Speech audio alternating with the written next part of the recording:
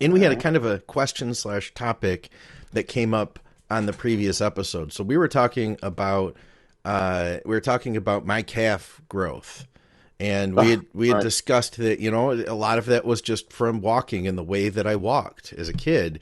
And Hmm. Trevor had said, "This is why I don't believe in junk volume. You are potentially creating more nuclei in the muscle." And a mother example using Scott's calves. You could say he did junk volume every day just by walking. You see young guys who train chest every day because they don't know better. And 99% of the time, they have great chests. Hmm. I thought, it's not a question, but I thought, that's an interesting observation that he's making. I thought I'd bring it to you and Yeah. just to hear what your thoughts were on this. Because I think that in a way, he kind of has some points in there. Yeah. And this relates, the term I used when I think when we're digging into this was loading history. We're talking about weak muscle groups. Yeah, yeah. Yeah. And that refers to just like whatever the muscle has been encountering in terms of its loading, the pattern of loading, the extent of loading, the amount of tension that's produced relative to maximal tension, the time under that tension, um, sort of the loading, the on and off cycles that the muscle's experiencing. So that's why people say you got to train your calves differently because they have in the body or the scientific vernacular different loading history. So what you experience in your calves, the way you walk, we've gone into this, like you tend to like really you're up on your tippy toes. So your loading history is different than the average person's in terms of your calves, and it has been probably since you've been a kid. Yeah. So that may be at least part of why your calves develop that much. I mean, maybe they're going to be big no matter what. But there's definitely, and maybe there's a little bit of interplay between both things. Like you had the tendency to have big calves, and that led to your gait pattern where you're on your tippy toes, which led to Mm, more loading the calves. The yeah. calves just gradually adapted. So in that case, we're talking about probably a developmental process that occurred during the course of hundreds of thousands of steps Yeah. as you were growing as a kid. Um, and that's totally different than someone who's done 12 sets of intentional weight training Every from day. muscle or even that before we go into like that, Yeah. like the bench press every day. Um, and they do is instead they do 18 sets, and that's too much. But that's in their chest, let's say. We'll just keep it the chest for the sake of comparison. Sure. And they didn't get anything else out of those extra 6 sets except for increased muscle protein breakdown. I see. Yeah. So that would be the junk volume. But the chest isn't being used anywhere unless they walk on their hands, or unless Yeah. they did my rebound training where I was doing push-ups every time I'd go in and out of the bar or whatever. They're Yeah. not loading their chest anywhere like you load your calves when you're walking around them all the time. Yeah. And dude, I So, remember specifically like I was in basketball in 8th grade and I played soccer all through like my junior high years and before that. And I remember just like, because I would, I run, when I sprint, I go to my toes and, mhm. you get so much spring and I was faster than a lot of kids. Like even since like early elementary school, we do like track stuff and I had the 50-yard Yeah. dash. I beat everybody. And Uh-huh. I just remember though, like things like soccer, my calves just like freaking burning. But Yeah. I just learned to keep pushing, and Yep. keep running. So yeah, there was probably some adaptation happening back then. And it was just like, and then of course, yeah, the rest of the day I still had to walk, right? So you're still using it. I mean, you see, for instance, sprint cyclists and even some endurance cyclists that have really big You do. quads. You do. Yeah. Um, Crazy yeah, quads on some of those yeah. cyclists. Hmm. And some of them lift too. Yeah. Like there was one cyclist who actually, and the guy's just his quads. I mean, he can do this because his quads are so big, but he's also trained for it. His quads are just ridiculous. Yeah. So, so in the context of trying to use like a very relatively infrequent, or we call it kind of a phasic type of loading regime, or creating that sort of loading history by lifting weights, where you spend less than 5 minutes of time under tension, twice a week, let's say, or something like that. That's completely different than what you're talking about when you're running, and literally you've got, active energy demand for hours on end as a kid running around and running through the neighborhood and jumping and just, doing kid stuff.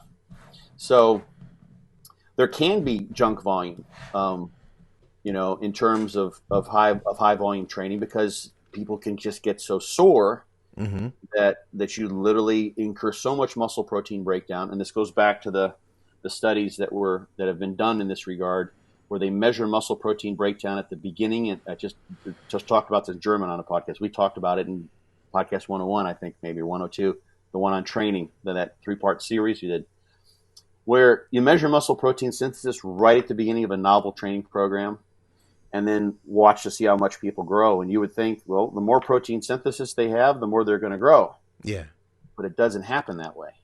And the thing that's different that first session than what's different later on in the training regime is that you can get massively sore. You have a lot of muscle soreness. You have a lot of muscle breakdown. You have a lot of inflammation. So that muscle protein synthesis can be counterbalanced or overwhelmed by the extent of muscle protein breakdown you have. So that how much you get there doesn't really determine what's going to happen in the long run, because that's a different scenario when you've got that much muscle protein breakdown and that much muscle soreness, that much inflammation. But in this study where they finally kind of caught on to what might be going on here, they measured 3 weeks in. So now you've got a protective effect working for you. You're not as sore.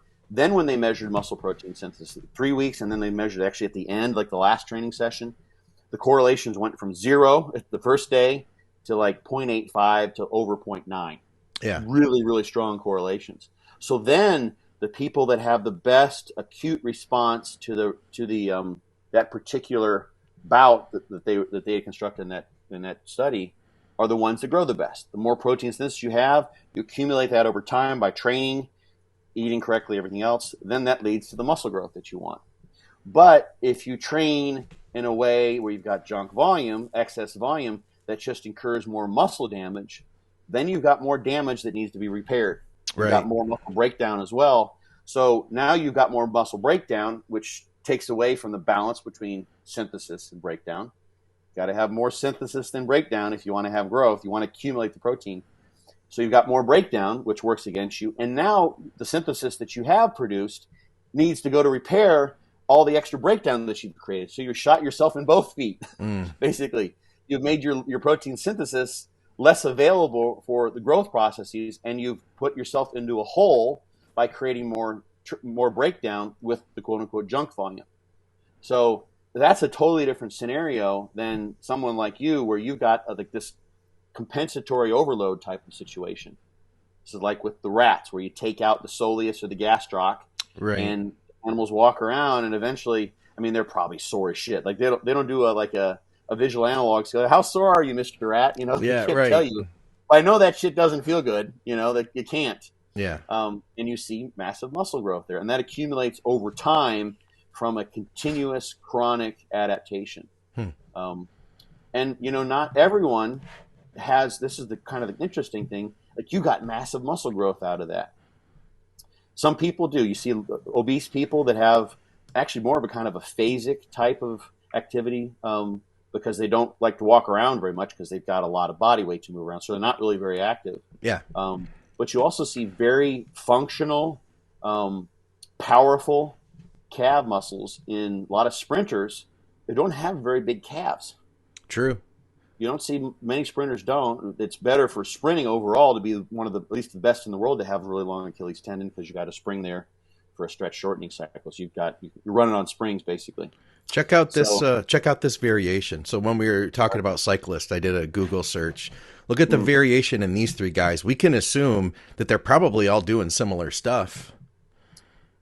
Yeah. The guy on the right is one I've seen, but they all have those are all big quads, really. They are, but comparatively, that guy on the left doesn't have legs that you would be like, oh my God, those look like bodybuilder legs. I mean, maybe people would. I mean, his legs are in great shape, but compare that to the guy on, especially the far right, Yeah, they're monsters. Yeah, those are literally bodybuilders' legs.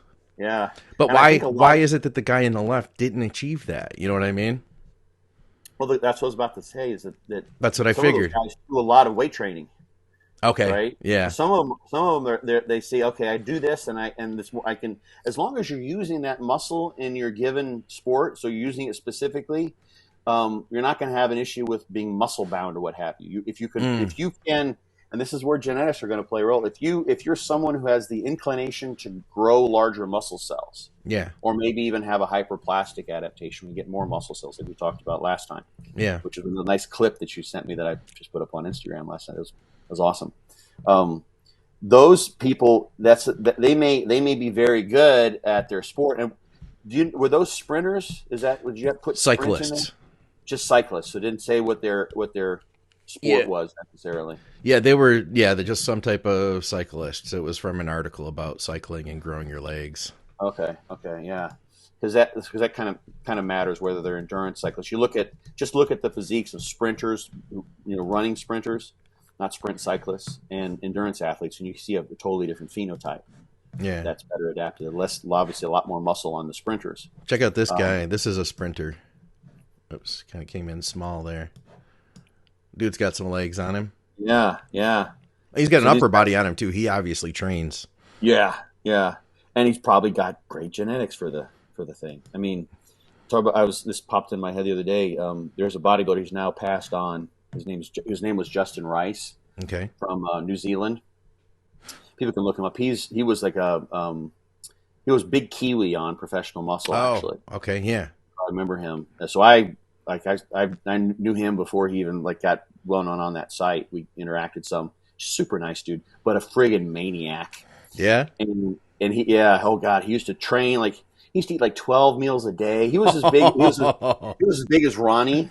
Holy literally, shit! He sent me pictures. He's the same size as Ronnie, about the same height and the same size. He didn't have Ronnie's shape. Yeah, but he used to do 405-pound behind the neck presses. Good God, that's a 10, something like that. He was a beast. Yeah.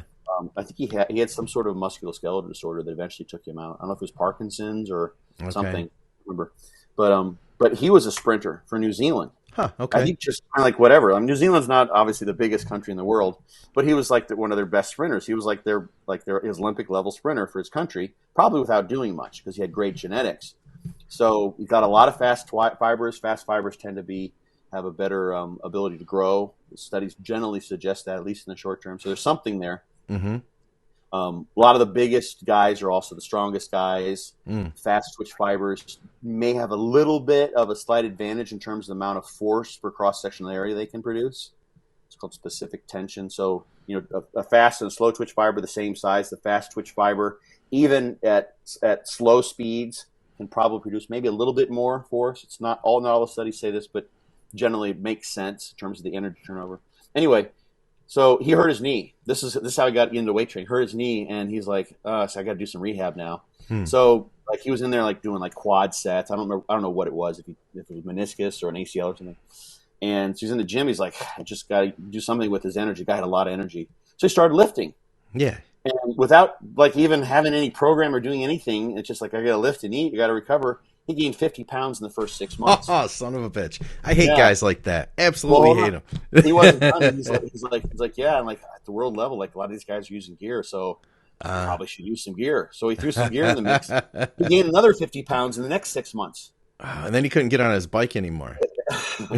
Well, he was a running sprinter. He wasn't a cyclist. I got you. Yeah. I got confused. 100-meter dash. Yeah, I believe. So he gained 100 pounds in his first year. 50 natural. That's crazy, man. That's fucking genetics, Yeah, that's cool. Yeah, 100 pounds. I managed to maybe do that over from 160 in high school to 260. At my peak. Yeah, but it took me 20 years. So that's cool. You mentioned too the idea of if you still continue working in your sport, that you're not going to get muscle bound. Who I think of is our mutual friend, Big Dave Smith. And look at how agile he is for being we could call him a legit monster. You know what I mean? If he's solid dude. He's 260s, I'm guessing, something like that. Yeah, he can do, backflips if he wanted to, or, twist up like a pretzel. And I'd have to think that if he didn't do Brazilian Jiu-Jitsu, none of that would be a factor in his life right now, Oh, yeah. A lot of flexibility. I mean, there are some things Jordan Peters, speaking of, he's doing, I think he last time I talked to him, he was doing some BJJ, some of that kind of stuff. Okay. And they're just you just got so much size. There's just certain things you can't do.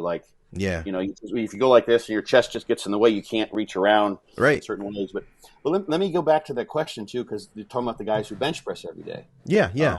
And I know someone personally, a guy I went to grad school with. His name's Brian Gibson. He's in Texas at Rice University actually now. Okay. I think maybe was department head at one point, but he was a power lifter in Texas, UT Austin. Jan and Terry Todd. Oh, okay. Knows them. I figured he might when you started saying Texas. Yeah. So he got like third in the collegiate nationals a couple times in powerlifting, and total meathead. Loved that guy. It was just like so much. I got to be in his lab. It was great. That's cool. And he bench pressed every day. Went down to his basement like when he was a kid. He started bench pressing like when he's 9 or something like that. Okay. And every day he benched because he didn't know any better. He bench pressed. Yeah. And he gradually got stronger and stronger and stronger. And eventually he told me the day that he bench pressed 315, he just broke down and cried for like an hour. Oh, wow. Because it had been a goal, for like 5 years or something to get to Yeah. height.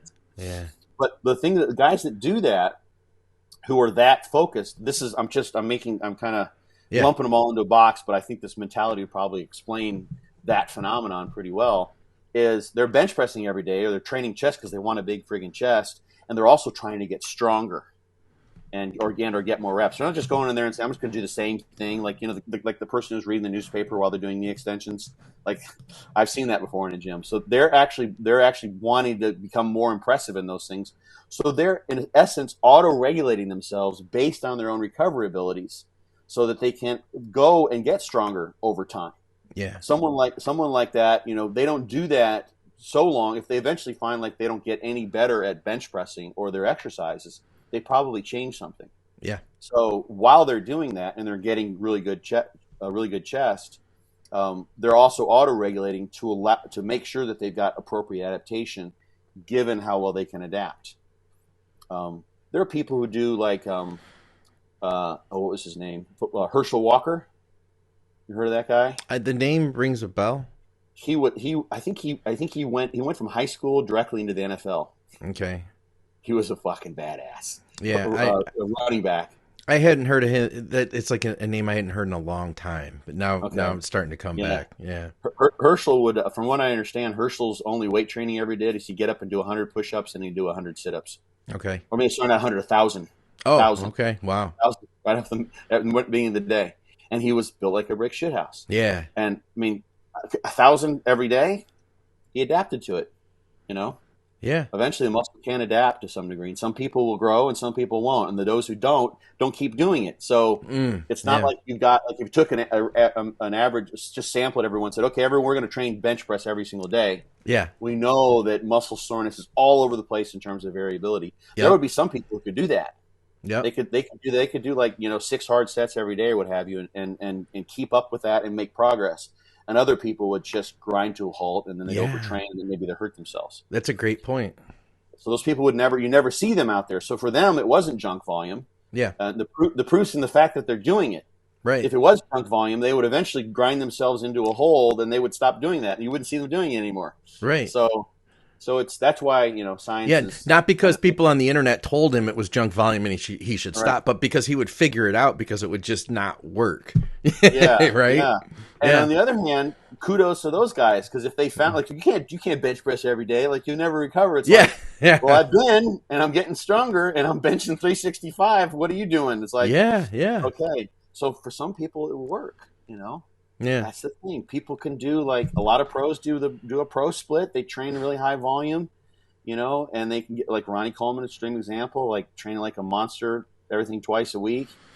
No one else could do that. You know what? And this to me, I see recently a lot of the older guys in bodybuilding kind of have had this attitude toward the younger guys, saying like they're not training hard enough, that they're too scared of overtraining. I think that's the reason. What you're saying here is like, see what your body's capable of. If you can handle it, then it's going to be to your benefit almost. Yeah. We are going to cut ourselves short if we are too afraid to push those limits. That's for sure. Yeah. And if it doesn't work out, you'll figure that out too, right? Just something that just occurred to me. I can imagine just like with the sort of environment we have online now, what if he hadn't existed as this example, and you can imagine, like someone says, like they send like a YouTube personality, you can just imagine, just think of generic. I'm thinking anyone particular, Right. just Whoever's says, got a million followers and yeah. yeah, and evaluate my program, and they send Dorian Yates' program Yeah.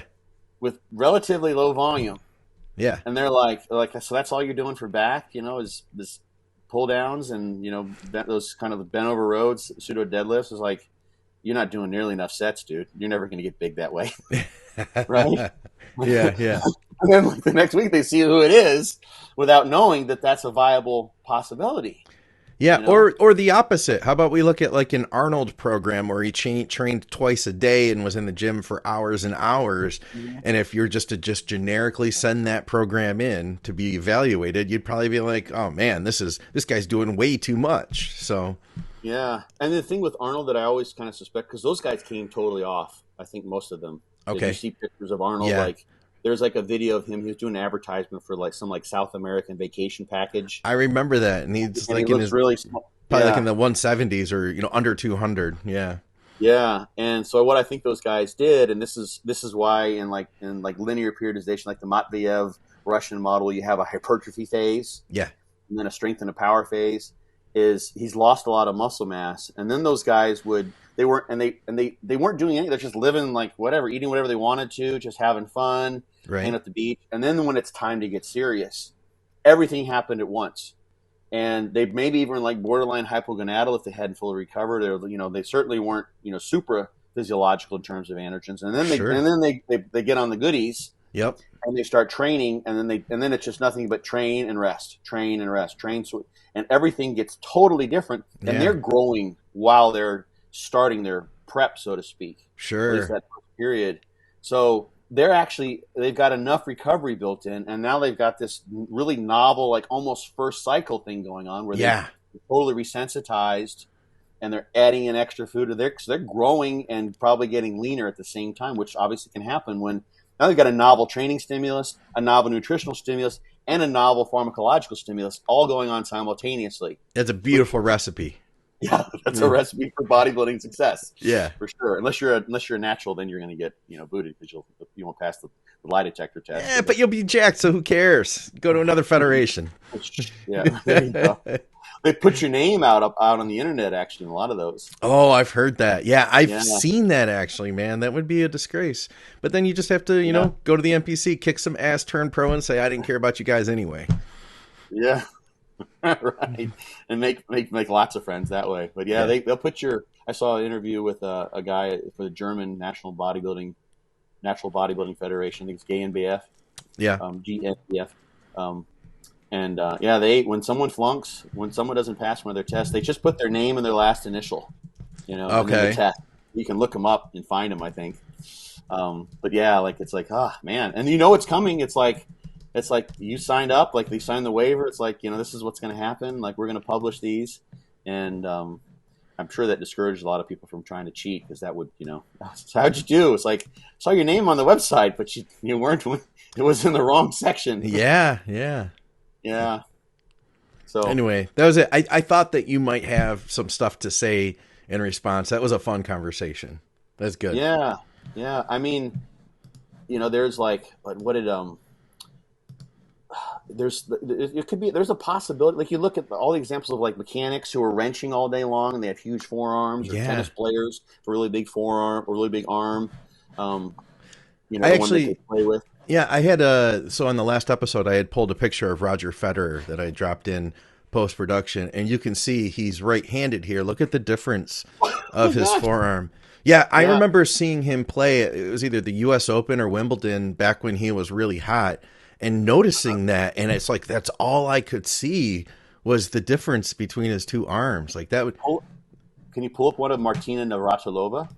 Yeah. Did she have Yeah, she was pretty muscular for a woman, just in general, and her dominant arm, her racket arm, was jacked. Let's see if I can find a good one, because you also, I think, have to get at the right angle to catch they're not that. They're not hitting like a forearm pose or whatever. Exactly. Here's one Yeah, that doesn't show it. That's the, yeah. I had to kind of hunt around because a lot of times it's not proportionate. Here, let's see if we can see this. Here you go. Dang, look at the difference here. Yeah, right. Look at that vein, man. Yeah. It's a valid vein. It's like a monster. So she was a lefty then, huh? Yeah, yeah. But yeah, you can see, like, I mean, it's pretty apparent. Those glasses have come full circle. Those are back in style again. Yeah, she was really good, man. She was my favorite female tennis player. I played tennis for a couple of years when I was a kid. And I'm a closet secret fan of tennis, believe it or not. Like it's such a brutal game, man. I really followed it closely in the early 2000s, and it was like when Federer was on top of his game. Man, it's a brutal sport. You don't think of it as a brutal sport, though, you know? So long, the matches go on and on and on. You have to have like some mental fortitude. Yeah. You remember like back when Andre Agassi was coming to the end chapters of his tennis career, not of his life, and he had it was at the shaved head period. And in order to get through Wimbledon, they were doing like cortisone shots in his back literally every morning he had thrown his back out and just to keep hanging. Yeah. Brutal. Wow. He did get taken out, I think. I was there like when John McEnroe, like when he was, acting out and doing all of this. Oh, I remember as a kid, my dad used to watch tennis, and I remember seeing him, and he'd go nuts. Him and was it DeBorg? They'd have some Bjorn Borg. Bjorn Borg. Yeah. They'd had some good rivalries. Mm-hmm. Yeah. That ball was on the line. People don't know what we're talking about. That's okay. No, I mean he just totally because it's sort of like golf in a certain sense. There's an etiquette. This is based on the origins of tennis, like it's a country club sport, so to speak. It's a sport of the elite, Right, and then you got John McEnroe. Yeah, so you are very, very polite with the judges, like sir, madam, that sort of thing, and he's just saying aside from using F-bombs, he may actually use some F-bombs, I don't know, but he just called people like that ball was on the line. He's like, "Are you blind?" Yeah, yeah, he basically brought a little WWE into the. he really did. He really did. Yeah, it was good. It's good to see, but it's like, hey, he's being honest.